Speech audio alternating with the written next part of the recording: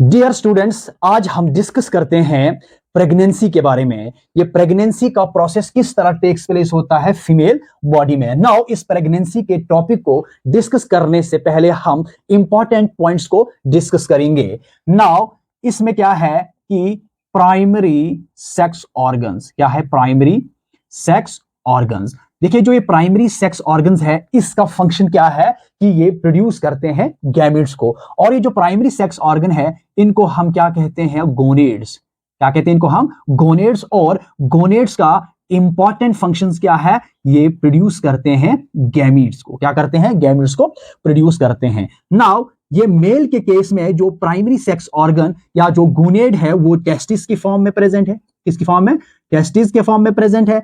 और फीमेल के बॉडी में जो प्राइमरी सेक्स ऑर्गन है वो है ओवरीज। क्या है, ओवरीज है। और इन टेस्टिस और जो ओवरीज से इनसे क्या है, गैमेट्स की फॉर्मेशन होगी।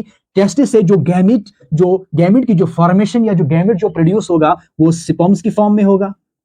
किसकी फॉर्म में, स्पर्म्स की फॉर्म में प्रोड्यूस होगा। और ओवरीज में जो गैमेट प्रोड्यूस होगा वो एग्स और ओवम की फॉर्म में प्रोड्यूस होंगे। नाउ इस तरह से क्या है, ये जो टेस्टिस और जो ओवरीज है ये प्राइमरी सेक्स ऑर्गन्स है और इनको हम गोनेड्स कहते हैं because they produces gametes. Now इस तरह से क्या है कि मेल और फीमेल के बॉडी में सेकेंडरी सेक्स ऑर्गन्स भी प्रेजेंट है। बट सेकेंडरी सेक्स ऑर्गन्स का फंक्शन क्या है कि वो पार्टिसिपेट करते हैं रिप्रोडक्शन के प्रोसेस में बट नॉट प्रोड्यूसेस गैमीट्स। तो इस तरह से क्या है कि ये गैमीट्स प्रोड्यूस होंगे।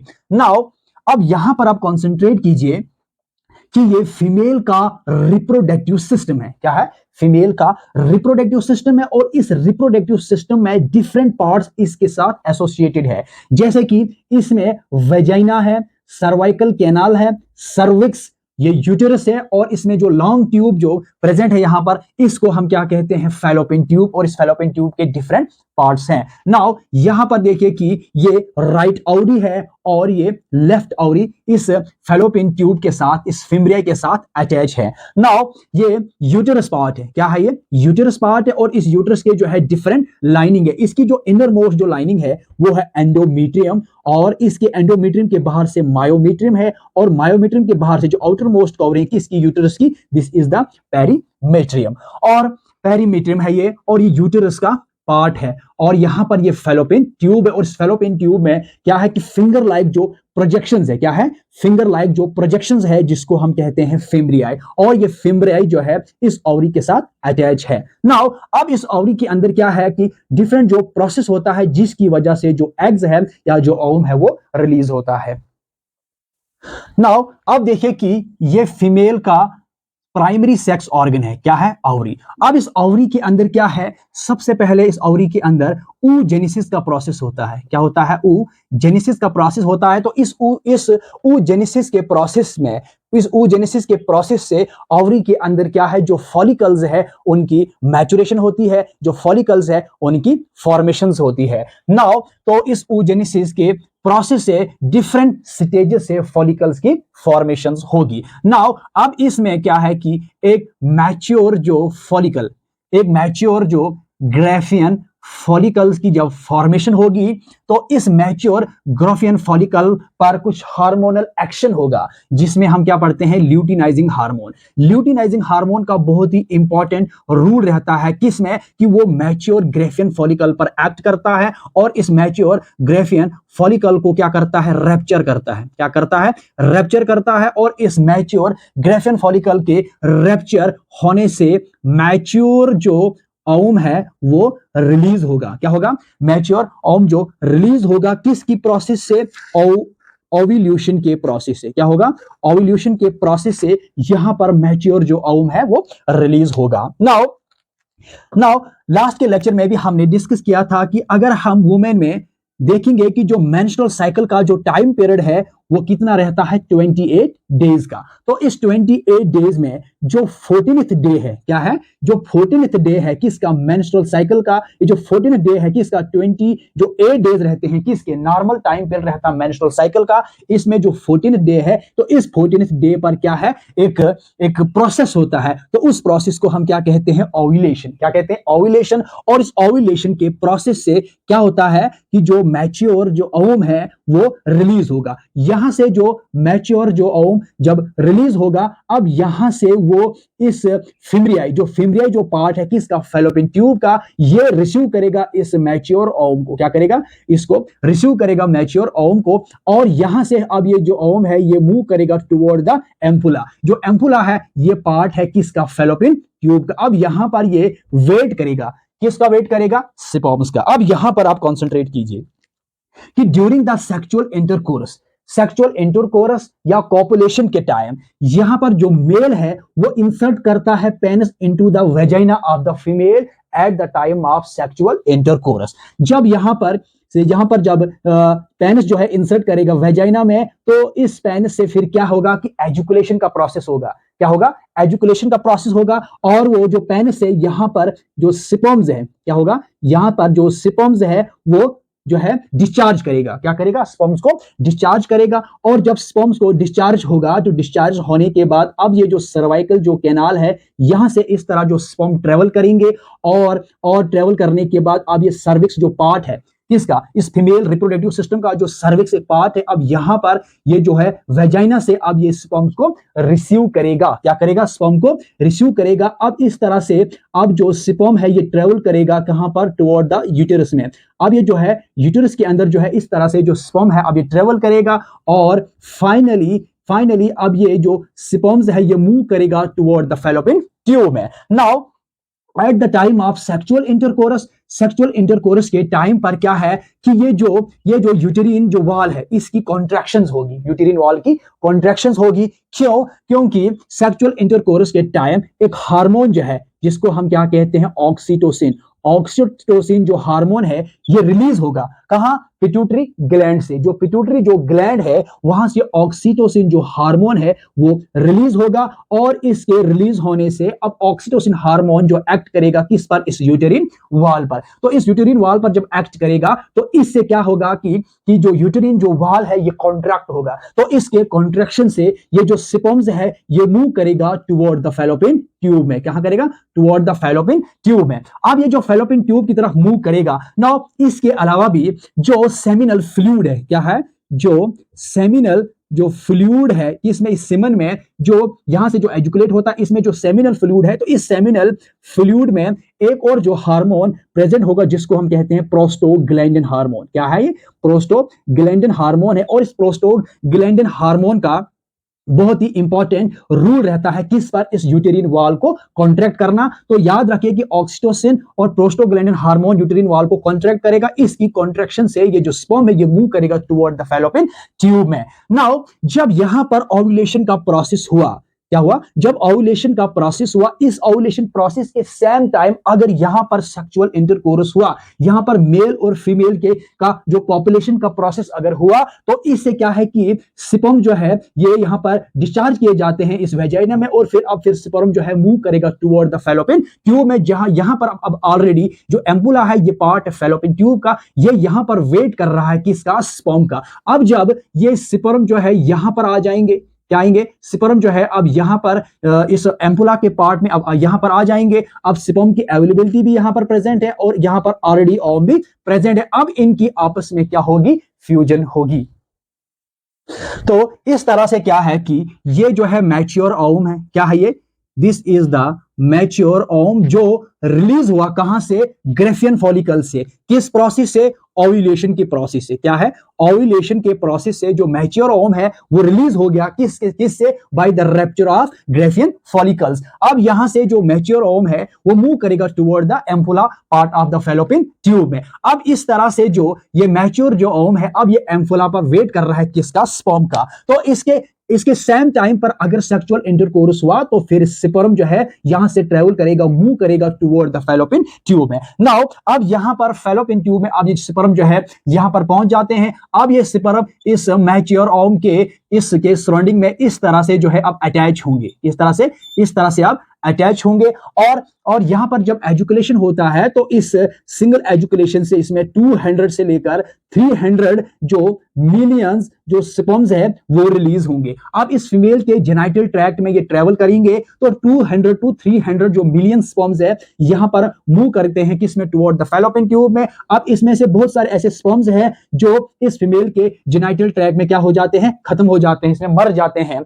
नाउ इसमें से कुछ ही जो है स्पर्म्स है वो इस फैलोपियन ट्यूब में पहुंचते हैं। नाउ अब इस तरह से ये जो स्पर्म है इस मैच्योर ओवम के सराउंडिंग में रहेंगे। बट एक सिंगल इसमें क्या होता है, एक सिंगल जो स्पर्म है वही रिक्वायर रहता है किसके लिए, इस सिंगल ओवम को फर्टिलाइज करने के लिए। तो इतने स्पर्म्स में से सिंगल जो स्पर्म है वो फर्टिलाइज करेगा ओवम को, इस मैच्योर ओवम को। अब यहां पर क्या है कि इस तरह से एंट्री करेगा और यहां पर अब ये स्पर्म और जो ओवम है, ये जो मैच्योर ओवम है, अब ये आपस में क्या होंगे, फर्टिलाइज होंगे। तो फर्टिलाइजेशन के प्रोसेस से ये आपस में फ्यूज होंगे और यहां से फर्टिलाइजेशन के प्रोसेस से अब जाइगोट की फॉर्मेशन होगी। अब जाइगोट में डिफरेंट माइटोटिक डिविजन्स होगी, इसमें जो है डिफरेंट स्टेजेस आएंगे। अब जाइगोट जो है ये जो है किस में चेंज होगा, मरोला में जब चेंज, मरोला से क्या है फिर ब्लास्टोसिस्ट में ये जो है ट्रांसफर होगा। अब ये जो ब्लास्टोसिस्ट है अब ये रेडी रहेगा, ब्लास्टोसिस्ट अब ये रेडी रहेगा। यहां पर जब ब्लास्टोसिस्ट की फॉर्मेशन होगी अब ये ब्लास्टोसिस्ट मूव करेगा टुवर्ड द यूटेरस में। अब ये यूटेरस की तरफ जो है मूव करेगा। अब इस यूटेरस के जो एंडोमेट्रियम वॉल है इसके साथ अब ये अटैच होगा। नाउ इसके अटैच होने के बाद अब हम इस वुमेन को कंसीडर करेंगे प्रेग्नेंट वुमेन। अब यहां से प्रेगनेंसी का जो प्रोसेस है वो कंप्लीट होगा। तो अब इस डिफरेंट स्टेजेस कैरी होता है किसमें, इस फीमेल के रिप्रोडक्टिव, इस फीमेल के जेनाइटल ट्रैक्ट में, फिर जाकर जो है प्रेगनेंसी का प्रोसेस कंप्लीट होता है।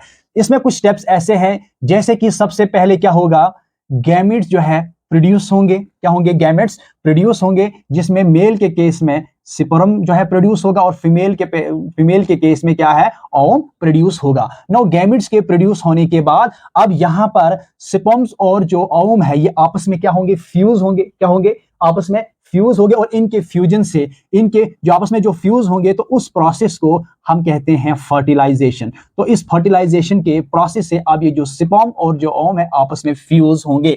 तो फर्टिलाइजेशन के प्रोसेस कंप्लीट होने के बाद, ये फर्टिलाइजेशन का प्रोसेस कहां पर होता है, फैलोपियन ट्यूब में। और फैलोपियन ट्यूब का जो मेन पार्ट है एम्पुला, याद रखिए कि जो एम्पुला है ये नीट के एग्जाम में पूछा जा सकता है कि जो एम्पुला क्या है, it is the site of fertilisation. Ampulla part है फैलोपियन ट्यूब का और यहां पर फर्टिलाइजेशन का प्रोसेस होगा। और फर्टिलाइजेशन क्या है कि यहां पे स्पर्म और जो ओवम है आपस में फ्यूज होंगे। तो फर्टिलाइजेशन प्रोसेस के बाद यहां पर अब जाइगोट की फॉर्मेशन होगी। क्या होगी, जाइगोट की फॉर्मेशन होगी। अब इस जाइगोट के अंदर क्या होगा, डिफरेंट जो है इसमें क्या होगी, इस जाइगोट में जो है सेल्स की डिफरेंशिएशन होगी। क्या होगी, सेल्स की डिफरेंशिएशन होगी। और इसमें क्या है कि इसमें रिपीटेडली माइटोटिक डिविजन्स होगी। अब इस रिपीटेडली माइटोटिक डिविजन्स होने के बाद अब जो जाइगोट है ये ट्रांसफर होगा किसमें, मरोला स्टेज में। किसमें, मरोला स्टेज में। अब ये जो मरोला स्टेज में भी डिफरेंट जो है इसमें जो है स्टेजेस आना डिफरेंट जो है, इसमें भी जो कंटिन्यूसली जो है सेल की डिफरेंशिएशन होगी।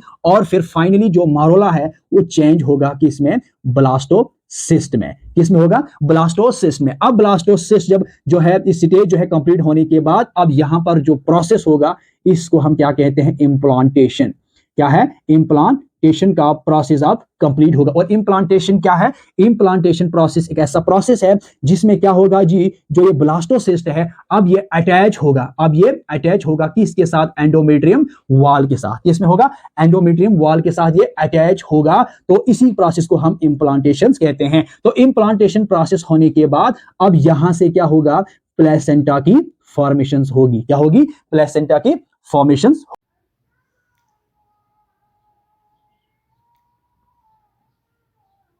नाउ इस इम्प्लांटेशन प्रोसेस के बाद जब प्रोसेस कंप्लीट होगा तो इसके प्रोसेस कंप्लीट होने के बाद अब यहां से प्लेसेंटा की फॉर्मेशंस होगी। देखिए जो प्लेसेंटा क्या है कि जो प्लेसेंटा है ये जो है एक वेस्कुलर ऑर्गन है, ये एक टेम्पररी वेस्कुलर ऑर्गन है और इसकी फॉर्मेशन कब होती है? During the pregnancy. प्रेगनेंसी के टाइम प्लेसेंटा की फॉर्मेशन होती है। ये एक टेम्पररी वेस्कुलर ऑर्गन है between the foetus and mother.